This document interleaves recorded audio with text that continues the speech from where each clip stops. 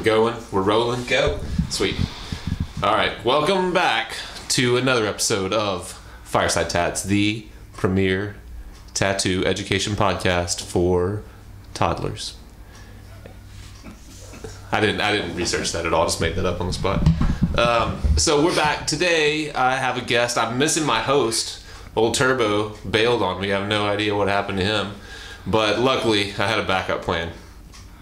We have a guest today, Adam Shaw, a Memphis-based painter, illustrator, artist extraordinaire, and we're going to talk about his process a little bit. We're going to talk about, mainly from a tattoo standpoint, we're going to talk about the importance, or if there is value to working in different mediums. Will it make you a better tattooer, or should you just do more tattoos to be a better tattooer? That's the question we're going to throw out at you, and we're going to discuss it a little bit. So, Adam, what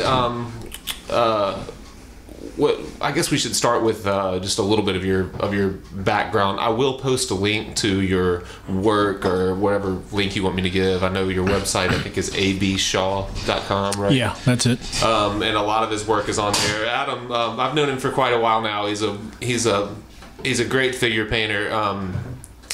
He's done comic book work, written and illustrated and all of that stuff. Just kind of give us a quick rundown of where you came from and what you do now.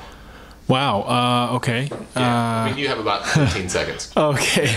Well, I grew up here in Memphis and graduated from Central High School and studied with Bill Hicks, who is a really great figure painter himself. Yeah, and I was really lucky to study with him.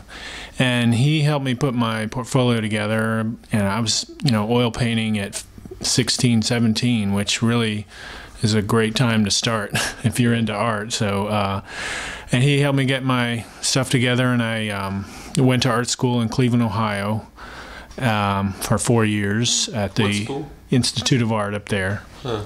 How did you end up there? I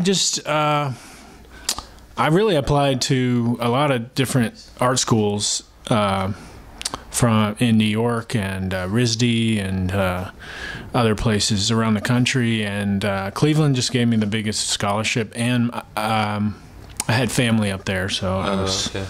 How I don't know anything about that school. Is it a pretty?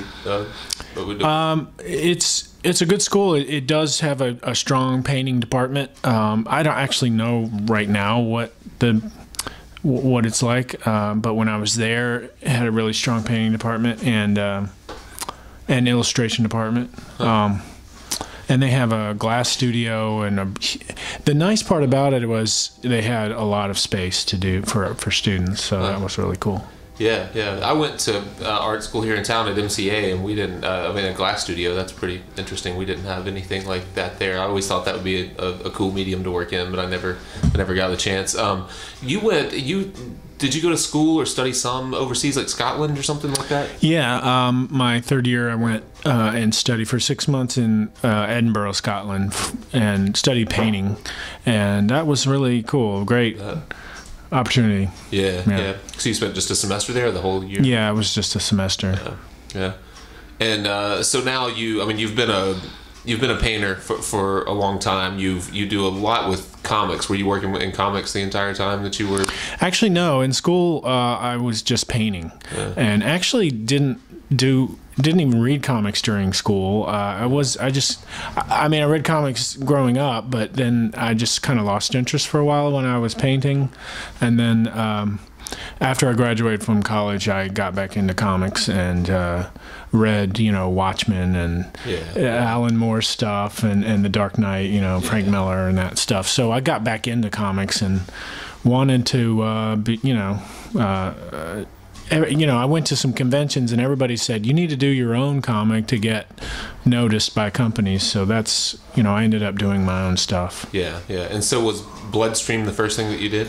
Yeah, it was a story I had for several years, and I finally just buckled down and created, started making pages and writing the whole thing, and I sent it to Image Comics, and they picked it up. So that was cool. That was really nice deal. Yeah. That was about 10 years ago, actually. Really? Yeah, it's been 10 years since I published that. Wow. So.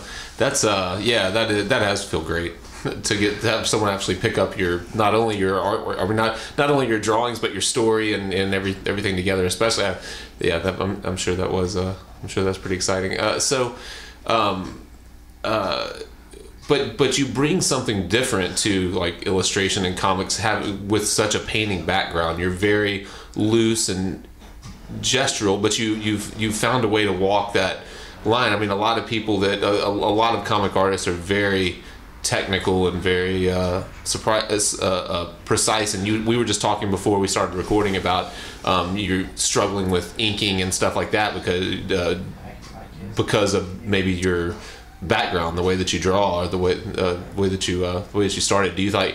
Are you glad you came from that background, or do you wish you'd been more technically? Or I hate to say technical. I guess I don't know the term I'm looking for, to be honest. But well, I know. Not as loose, I guess. Yeah, I get what you're saying. I definitely approached it from the other way. Most comic book artists, as you know, are pen and ink artists, and then if they're going to color it, they do it in the computer now, or a lot of the guys now are just drawing in the computer and coloring it, on a Cintiq or something. Yeah. But I definitely. I mean, I'm more comfortable with painting. I like painting. I like the medium itself. So that's how I approached doing a comic. If I was going to do it, I thought, well, I'll just do with what go with the medium I know. Yeah. But I have done pen and ink type comics. I'm okay at it, but I'm not. It's not my strong suit. Yeah. Do you find that you're because what I wanted to kind of hit on in this episode was just the idea of what working in different mediums brings to your skill set, and so you work a lot in oil paint. You also work a lot in charcoal, which are kind of similar in that you can be very gestural with both of those, but you find a little bit of challenge in working with pen and ink, or something that you really have to be maybe more or maybe that it's harder to work from general to specific when you have such a precise tool, I guess, maybe. And so you find yourself, or I find myself, working into details before I have my composition laid out, or whatever it might be. Do you feel like since you've tried to ink work, it's changed your approach to your painting, or to your rough layouts, or to any other medium that you work in, or anything like that? Yeah, it's definitely, and that's a good way to put it. It's general to specific when you're painting and using charcoal. And right. I think pen and ink and tattoo work, it's the other way around. It's the other way around, yeah. I mean, certainly you have to plot out a general composition, but you have to, work on your detail. And I do. Well, when I do illustration work or comics for a client, I have to send them, drawings, preliminary drawings for them to approve. Right. And I have to really push myself and make myself get that detail in, so that they know what's going on in the drawing. So they can at least read it. Yeah. Yeah. And I think tattooers have a very similar battle right there, because people want to see a drawing, and we don't want to put, if you're designing a sleeve, you're talking about hours and hours of drawing, and you really would like to be able to get an okay, on the direction that you're going, before you really start to work a lot of detail in. But when I'm working with, when I'm working really generally, and I'm working in values, I tend to start with values. I'm thinking about where, like, as an overall design, where my lights and darks might be. Like if it's a dragon, I'm thinking, okay, well, his head's either got to be light or dark, and I know I want it to sit right here. So I make the decision on my lights and darks, which dictates the next space around it. And so I really want to shoot it over to someone when I first block all that stuff in and say, is this kind of how you see it going? But like you're saying, other people don't see that. They don't see where that would go. They say, what's that big block right there? What's that supposed to be? Yeah. And so I think for that reason, a lot of times tattooers find themselves just drawing before they work out their ideas, like drawing detail, maybe not detail, but really I tend to work in values and kind of general to specific, but I think in tattooing it's difficult to do that. A lot of times you end up just starting off drawing specifically. Does that make any sense? Yeah. So I think when tattooers, because they're forced to be so specific and to have so much detail from the very start, I think a lot of times it's easy to ignore or to not explore other avenues, other ideas. You tend to just fall into what's tried and true, what's worked. The last time you drew an octopus, how did you draw it? Well, you knew that worked. Just draw it again like that. And that's why I kind of was thinking, like, working, if you didn't sit down with a pencil and then translate that to a Sharpie and then translate that to a tattoo machine, if you started with a piece of charcoal, or if you started with watercolor, if you started with a tool that makes a different type of mark that forces you into a different to an uncomfortable area, maybe you would push yourself into something new and get better because of it. Think of your drawing as a tonal value. One thing in school that I had a professor tell me, he would describe putting together a composition in on a painting as if you think of a slide from a slide projector projected on the wall and start with it out of focus. Yeah. And then that's kind of describes your progression in painting, as you're starting with these values and shapes, and then you slowly bring it into focus. Yeah. Of course, that analogy doesn't work with people who don't know what slide projectors are, I suppose. Right. Yeah, it's a little bit. Yeah. But yeah, I think that's a good way to think of it, and it's a good way to build compositions and make interesting drawings. And that's why I mentioned general to specific earlier, and I think that's the same kind of idea. I'm going to a workshop in a few months with a figure painter named Casey Ball. Do you know him? No. He's really good, and I've listened to just little clips of some of his other workshops, and he talks about his approach, and I forget the way he puts it. I wish I could remember exactly what he said because it was clever.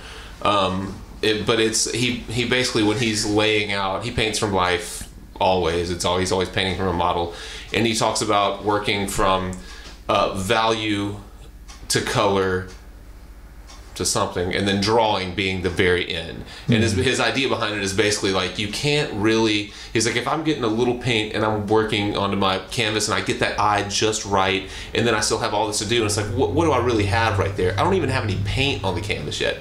And he takes the approach that you have to have paint sitting on the canvas before you can move it around and create something out of it. So he starts, that's why drawing is his very last thing, and he thinks that it empowers him a little more, because once the paint is on the canvas and he's moving it around, if the model moves, well, he can just move shit around and make it work. Whereas if you're drawing from the start and the model moves, you're like, oh, my drawing's all screwed up, my model moved, it's all ruined, or whatever. Right. Yeah. And I thought I did a crappy job of explaining what he said, but it was basically like, get some paint on the canvas, work. Drawing should be the last thing that you're doing. There are a lot of steps that come before the actual rendering of that, whatever that figure. And I think that's not something. When I first heard him say it, it kind of really struck me, because it's not a tattoo mindset at all. It's like the furthest thing from a tattoo mindset. But I think it brings a lot of value to to a tattoo mindset. Do you kind of take that same approach? Do you really drawing from the start? Well, it's hard to. I do a value type of painting, like a wash type of painting when I begin. So there's a little drawing involved, but yeah, mostly it's about values, getting the right value, and then I'll start adding a little color. But this is, real early stage, it's. A lot of painting is drawing and value studies and color all kind of intertwined. The whole process, is you're moving back and forth. You're moving back and forth. Yeah. I guess that's probably true. I find myself I go through phases. Sometimes I'm slammed with big drawings for tattoos, and I find myself in a tattoo mindset completely. And I rarely explore other mediums. I'm always working pencil to sketch pad, and then from that trying to refine. And when I'm able to get away from that and actually paint a little bit or draw with charcoal, or I never use I oil paint. I don't really use any watercolors or even acrylics or anything like that. But just the only other mediums outside of working with a technical pencil and paper that I work in are oil paint and charcoal. And when I am able to get into those, I find that I can look back at my last 4, 5, 6 tattoo drawings and think about things that I could have approached differently or done better. And I wonder if other people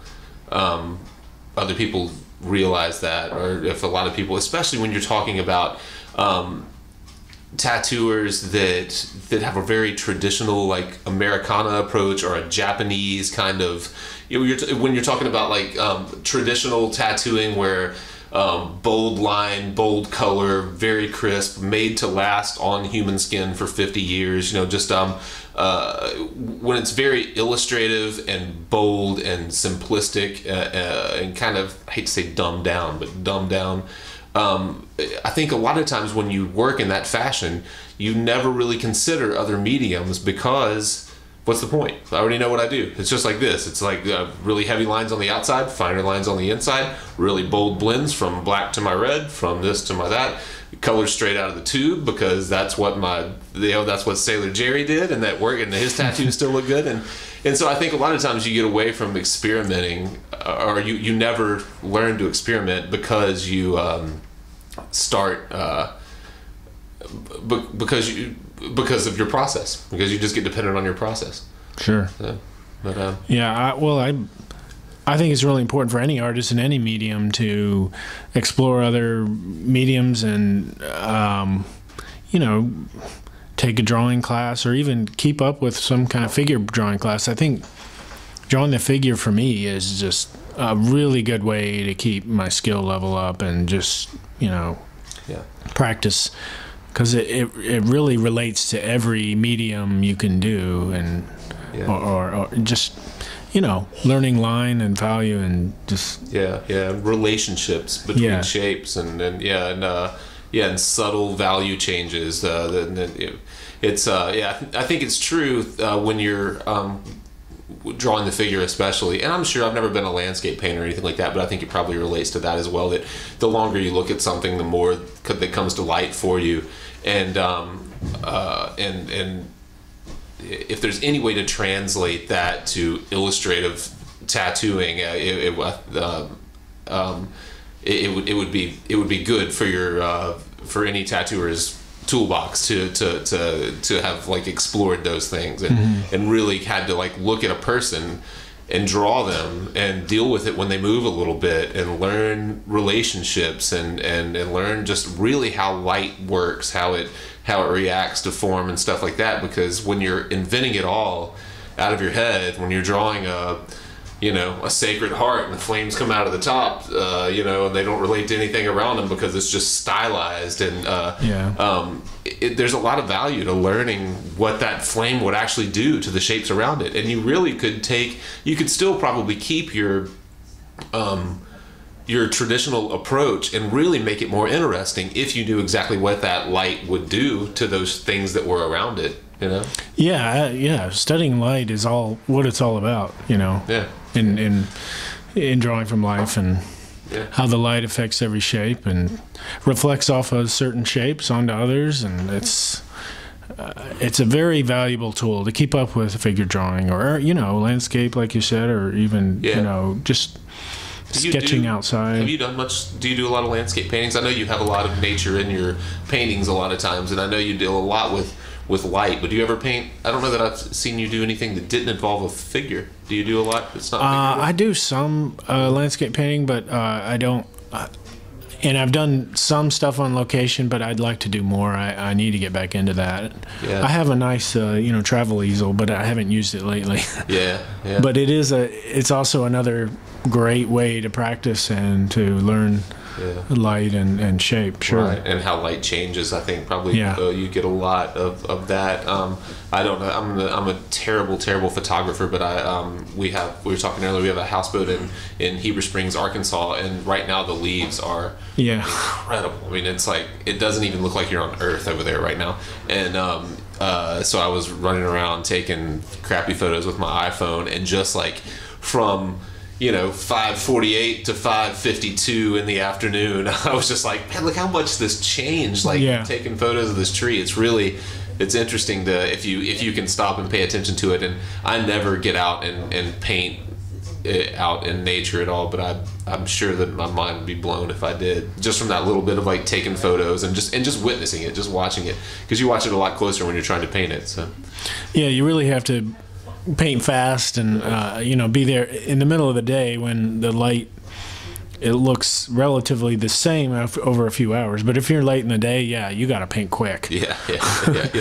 You have to be fast, really awesome. Which tends to be the most interesting times, early in the morning, late at night. Sure. So that's so you really have to make quick decisions. Let's we're at about the halfway point. Let's take a quick break. I'm out of beer, which means we have to stop. All right. So we'll take a quick break, bathroom break, beer break, and we'll be right back. And we're back after our beer break and pee break, and nobody peed.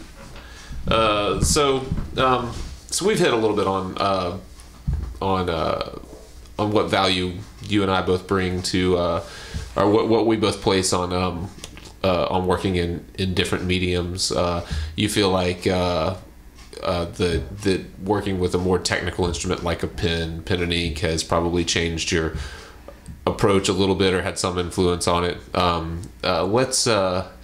Let's bounce to a different idea that I discussed a little bit with Paul Look a couple of weeks ago, but I wanted to get more perspectives on, and that's just dealing with a block or a lull or a plateau, or where you feel like you're really not, I don't know if you aren't pushing yourself or aren't improving for whatever reason. I think most people probably go through it. We had a question a couple of weeks ago about it, where a guy just felt like he had kind of leveled off. I felt like his work from a year or two before was probably better than the work that he was doing today for whatever reason. Surely you've experienced that some, and if so, how do you get through it? Do you have any tricks or tools? Or you asked me that. I've been going over what I've done in the past, and I guess one way I've dealt with it is kind of looking at new artists, and like I love visiting museums. Like I'll go and visit a new museum and just make a lot of notes, just let myself look all over the place. If something I respond to, I'll just record that artist, write them down, research them, and that really I agree. Do you really make notes about specific paintings? Like are you making sketches, or how do you note that to yourself? I mean, different ideas that you come across looking at a painting in a museum. Are you I'll make a note. I have a little notebook, and I'll make a compositional note of what the artist is doing, what colors they're using. They usually don't let you take a picture, but sometimes I'll sneak a shot, or just make a note of the name of the artist. And I'd like to go and look at who they were, how they were working, and also if they have a book in the museum about that artist. So that's really cool. David and I just talked a couple of episodes ago about that very thing, and we both place a lot of value on actual books, like buying art books and not relying on your Google image search of that artist or whatever. Do you think that like looking at a book, you like that more than just like looking on their website and seeing whatever they have to say? Something about the physical book translates better, don't you think? Yeah, well, for me, it's I don't know. I was brought up, looking at books, and that's how I, discovered and the artists that I loved is, you know, I went to the library or bookstores and just got lost in the art section, and I like the tactility of having a book in my hand. The weight of it is nice, you know, and so yeah, I mean, I prefer going and looking or going on Amazon and just picking out some books and, you know, having a bunch of a bunch of art books arrive in a box. That's just really exciting. It is. It's really exciting. It's awesome. It and just I don't remember which of us were talking about it, but when you hit a block in a drawing, a lot of times I'll just pick up the nearest art book. I leave them, but they're always laying around in my studio anyway, so I'll just grab one and flip through it, and it's amazing how I always am inspired or I solve a problem by looking at a painting or looking at a drawing that is completely unrelated to what I'm actually working on. Just the way they handled some element of their drawing, it's just like, shit, that's it. That's what I need to do. Yeah. I've experienced it. Yeah, that is a really cool, like if you have a collection of art books and you're stuck, you can just kind of randomly look at something, and there's something in there that will speak to you, I think, and help you. Like there's a comic book writer that I like a lot. He also writes operas and stuff. He's from Argentina, I think. Alejandro Jodorowsky, do you know him? He wrote The Meta Barons. It's a European book. Fantastic book, but that was, somebody asked him that once in an interview, like, how do you deal with writer's block? And he says, I get up from my desk, I walk over to my bookshelf, and I just pick a random book, and that's my answer. And I was like, that rocks. That's a great answer. And I don't think I just don't get the same thing. Like, I keep an iPad, and I use Google Images for a ton of reference. I mean, I use that all the time, but it's I use that as reference. I rarely problem solve with it. I problem solve by just flipping through random books. And I think and you know, we had talked a little bit about, I mean, a lot of times art books they're pretty pricey, you know. I mean, if you to buy a nice book from from one artist or something like that, I mean, you can find cheap art books, but I mean, I think of art books as an investment. I mean, if I buy one, and especially if I spend a lot of money on it, I will look at that thing for years and years. I mean, I always come back to it, especially if it's a really high quality book. And a lot of times they'll blow those images up so huge, where you really see how paint lays on paint and stuff like that, and like stuff you can never get out of from a computer screen or iPad or whatever. So. Or just going and visiting those paintings in a museum if you have the money to go and travel those places. I mean, you know. Usually wherever you are in the country, there's usually a museum within a few hours of drive time that you can check out some paintings up close and get real, until the security guard comes and stops you. You can get real close and look at what's happening on the surface. Yeah. I mean, that's I think that's the it's kind of the conclusion that we came to talking about this hitting the wall or plateauing before. From a tattoo standpoint, we kind of mentioned maybe, you know, something like a lot of times, because we're working with, well, kind of like a painter would work with, they buy a lot of the same paints over and over. I buy a lot of the same inks over and over. And whenever I'm really kind of bored with something, I'll change my palette. I'll buy a new ink and just make myself use it, which changes everything else that I use, or at least I have to mix everything else down differently to relate to it. You know, like maybe it's something like, say I never use like whatever, like a plum. I'll go buy a plum. I don't use a plum color in my tattoos ever, but I'll buy one and I'll make myself use it in a handful of tattoos, and then all of a sudden I start to find these different combinations. I start to realize, like, wow, that plum looks really cool on the underside of a brown for a tree branch or something like that. It's like, I never would have guessed that, but then all of a sudden now you have this kind of plum underlighting on a tree branch, which makes you deal with another element differently. And so I think buying a color that you don't normally use it's like an easy fix to making a change or getting out of a lull. Yeah, I definitely have done that. Going and looking at the store and just checking out a color that I've never used before, and just like, something that looks really impressive. I'm just going to find somewhere to put that down. Yeah, definitely. Yeah, exactly. And it changes because you get so comfortable. You tend to fall into what works over and over, especially when you're drawing or making art for a living, because the reason that whoever came to you to buy your painting or to get the tattoo or whatever is because they like what you've done in the past. So you feel some type of responsibility, like I need to make it similar to that. And I think it's really easy to fall into a lull when you have that mindset all the time. But when you're when you're making art for a living, if you were just screwing around and for no reason all the time, then you might push yourself in different directions and not really care. But if you've never seen hot pink in any tattoo that I've done, I'm probably not going to throw it in yours because it just isn't what I do. But when you force yourself to do that, then you kind of you evolve a little bit, probably. Or I did this workshop a few years ago in California, and they some of the assignments where they limited your palette. They said you can only work with these 3-4 colors. Yeah, and that was like, what? So that really forces you to make some creative decisions about colors. And that's a great approach. I've heard of that too, and I've actually done that to myself before. I've worked with I have this cheap little $15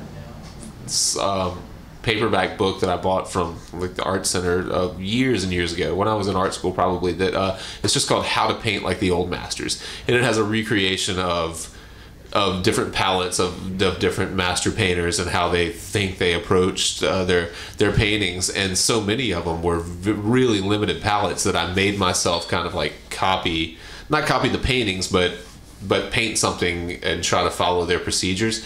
And it's amazing what you find yourself having to make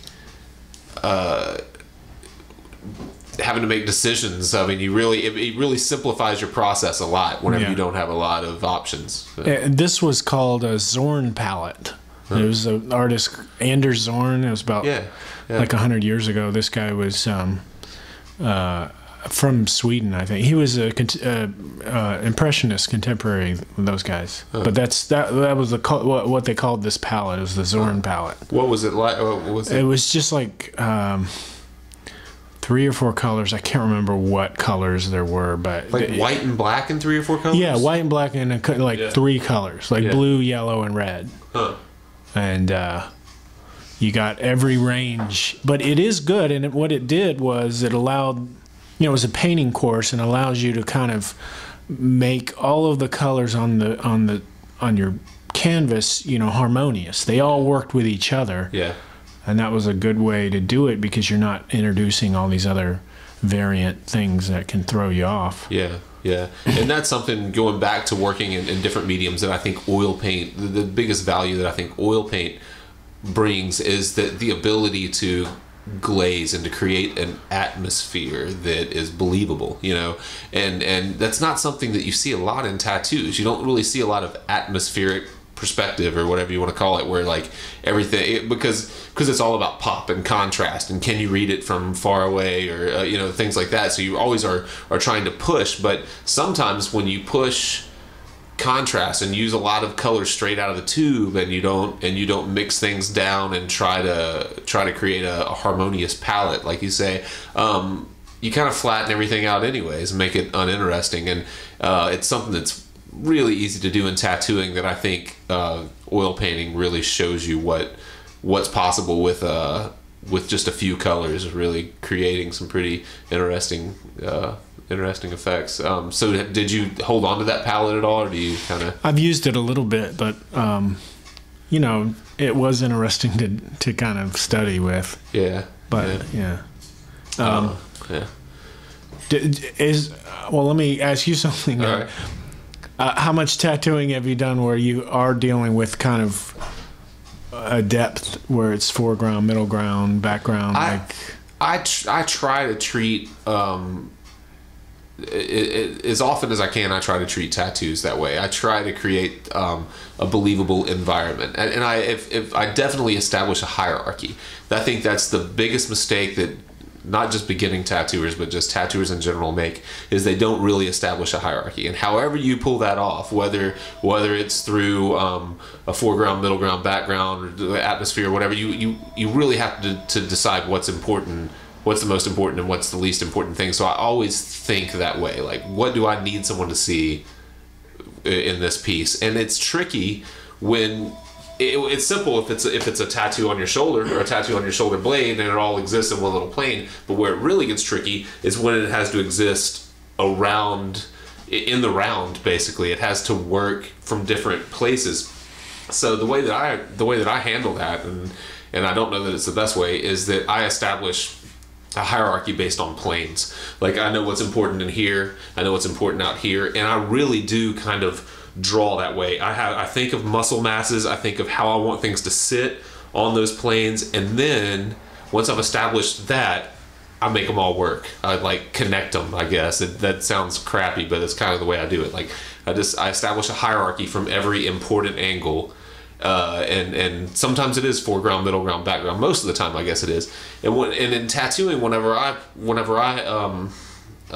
think of foreground, middle ground, background, it's always line based, almost always, meaning like whatever is closest to me is going to be the boldest. It's going to have the hardest, sharpest black line. Things will get softer as they get further away, but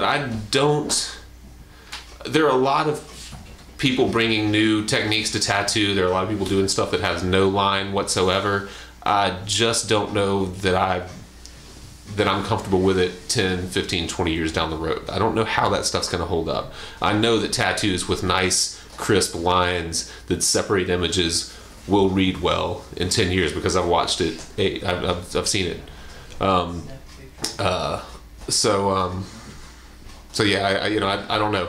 The most important thing, I guess, is if as long as you have strong contrast and values, you can probably pull off the same thing. But a lot of these really painterly things that people are doing now that don't depend on a lot of lines, they have really subtle transitions. It looks beautiful when it's first done. I don't know about... Doesn't hold up. Yeah, I don't know. We'll see. I mean, there's a lot of people doing it, so we'll see. What else? Yeah, I think hopefully that helped. It's kind of along the same lines as what we talked about the first time. We kind of bounced that idea around of hitting walls. It's just look at change something, whatever it is, change something.